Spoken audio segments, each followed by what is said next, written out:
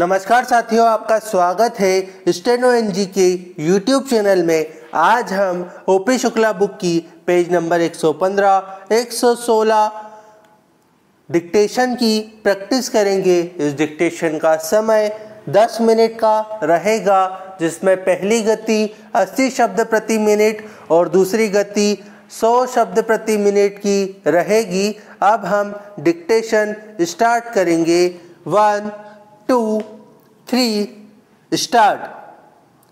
उपाध्यक्ष महोदय, माननीय वित्त मंत्री जी ने जो वित्त विधेयक पेश किया है, मैं उसका समर्थन करता हूँ।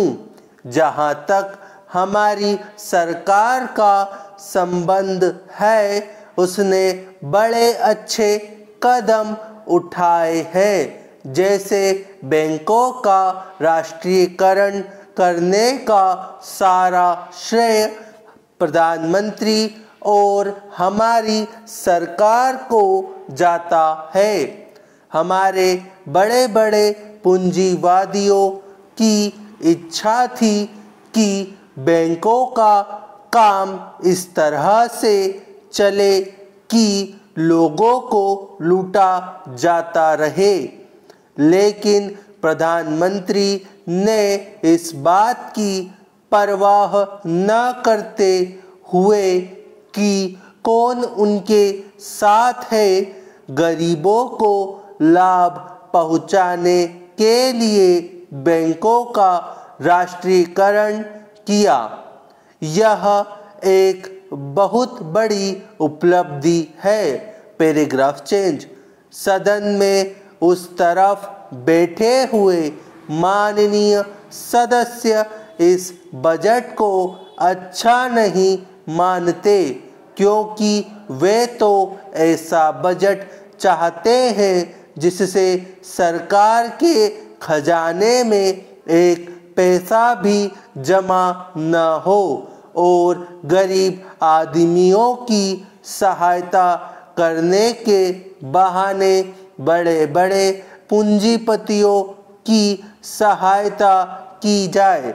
हमेशा से उनका यह उद्देश्य रहा है और आज भी है।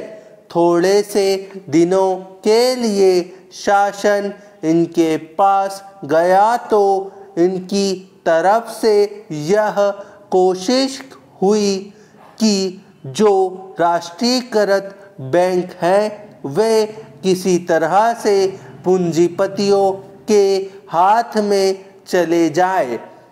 आज जिस प्रकार का वातावरण देश में है, उसमें कुछ देश विरोधी तत्व देश की आर्थिक व्यवस्था को खराब करना चाहते हैं।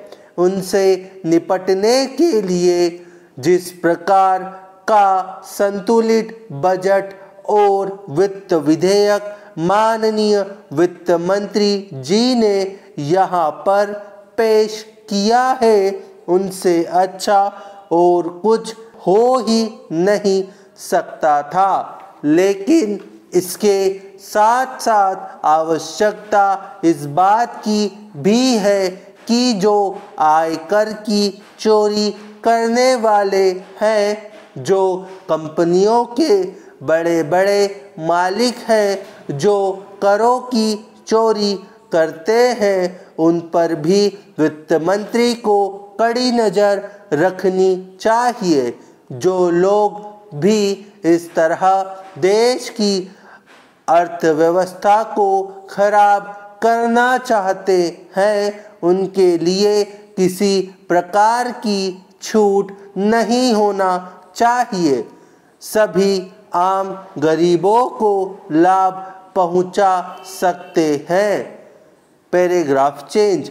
माननीय प्रधानमंत्री जी ने 20 सूत्री कार्यक्रम रखा है। उसके अंतर्गत आप सारे देश में बैंकों के जाल बिछाना चाहते हैं। हमारे जो वित्त मंत्री जी हैं, वे बड़े अच्छे ढंग से इस मंत्रालय का काम चला रहे हैं। जहां भी किसी प्रकार की कोई कमी है उसको भी दूर करने की यह कोशिश कर रहे हैं। पहाड़ी क्षेत्रों में पहले कोई बैंक नहीं हुआ करते थे।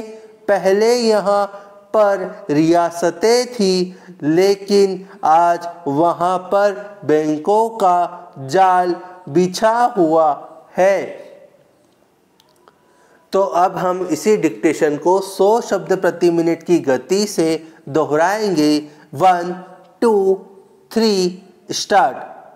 उपाध्यक्ष महोदय, माननीय वित्त मंत्री जी ने जो वित्त विधेयक पेश किया है मैं उसका समर्थन करता हूं। जहां तक हमारी सरकार का संबंध है उसने बड़े अच्छे कदम उठाए हैं। जैसे बैंकों का राष्ट्रीयकरण करने का सारा श्रेय प्रधानमंत्री और हमारी सरकार को जाता है।